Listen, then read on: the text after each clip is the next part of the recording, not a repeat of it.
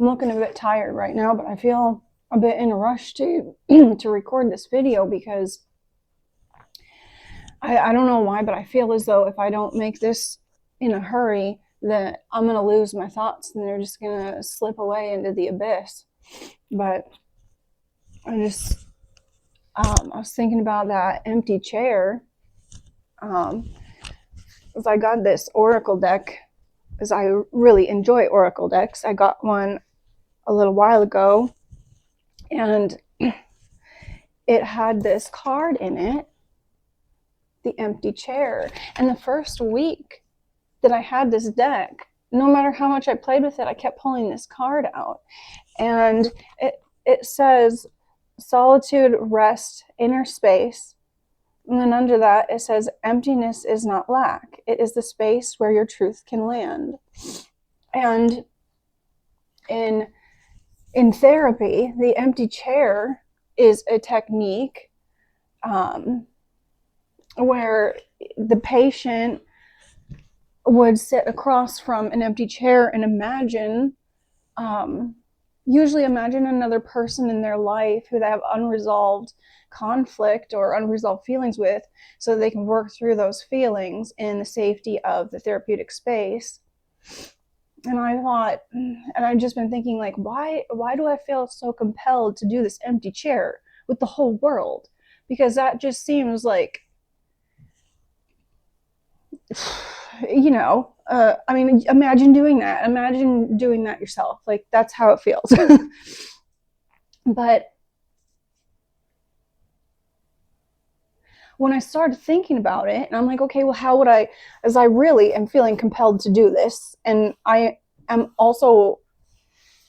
becoming better at getting to the point where I can set my ego aside and do the things that I know I need to do, regardless of how this person feels about it. But I was thinking, what might that look like? And then I was like, well, who would I be imagining in that other chair? And there were only two answers that came to mind, and the first would be humanity, and then the second would be the universe. And the conversation that I might have with either of those looks very different.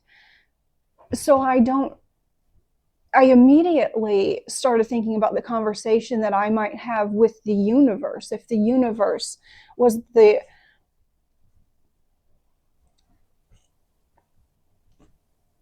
what was occupying the space of that other chair. Which seemed kind of odd, because you would think it would be the other way around. Like, you would think that I would be talking to a person, to a human being. But then when I realized what I had to say to the universe, and I really started thinking about it, it's okay, buddy. Give me 1 second. It's okay, baby. It's okay. It's your monkey. It's your monkey. He's obsessed with that monkey.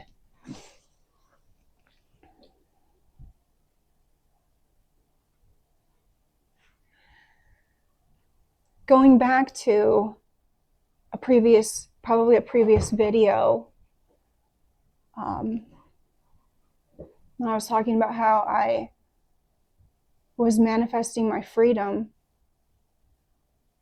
in all areas of my life, not just work. I started thinking about the fact that I've never been loved the way that I want to be loved, because I've never been in a loving relationship that was about freedom. The freedom to be 100% authentic, 100% who I am, and to follow my... I realize it's kind of weird for me to be in my bed right now, but I was interrupted no less than 4 times trying to film the end of that video. I had fly problems, and man, I look rough. I had fly problems. I had my dog wanting to play and playing with a squeaky like monkey. I had a microburst of wind happening, and then I finally recorded the last 2 minutes of that video, and when I went to watch it back, my audio had cut out. So I'm pretty sure, because I have like this weird, I'm having this weird tug of war inside of me. I'm feeling two things. I'm feeling, one, like, why, like, the universe is trying to stop me from making this video, and I don't know why. Like, am I doing this wrong? Am I on the wrong path? And that's like a worry fear. That's that worry, that's not intuition, because intuition doesn't worry, it knows. That's something for somebody out there. If you're worrying, that's not your intuition. If you're saying to yourself, no, this path isn't for me, that's intuition. Anyway, so what was I even saying? Oh, the other side was that I feel like I'm just getting like, I got interrupted so many times because like I'm really stubborn and I need excessive signs in order to follow my intuition. At least I'm still working on that, because it has been so, my relationship with my intuition has been so damaged throughout my life. But I just feel like it was acknowledgement of what I was trying to tell the universe, and I appreciate that. And I appreciate that you sort of got to see that experience that I just had. You didn't get to see all of it. Like I literally, when I tried to film again, like as soon as I tried to get back, like I ran out of storage in my phone, and I had to go through and delete all of this stuff just to record the video that didn't have audio. So anyway, let me just finish my thought with that empty chair in the universe really quickly, because I don't want to take up too much of your time. But oh yeah, back to love being about freedom. Because I do really truly believe that I consciously chose to come here and live through my specific hardships in life. Like, once I realized that my personal definition of love is about freedom, I also had to acknowledge that the only true love I've experienced in this life was given to me by the universe, because the universe let me choose to come here, and it didn't interfere with the suffering that I chose. It didn't interfere with my bad decisions. It didn't interfere and stop me from going down the road of addiction. It let me choose that.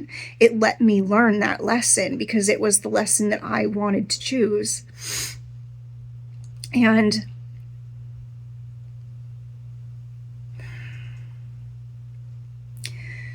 so what I have to say to the universe is thank you for loving me the way that I want to be loved.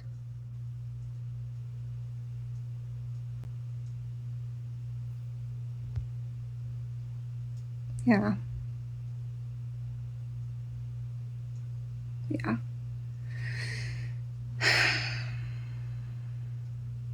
Yeah, it felt good. That felt good to get out. To get out there.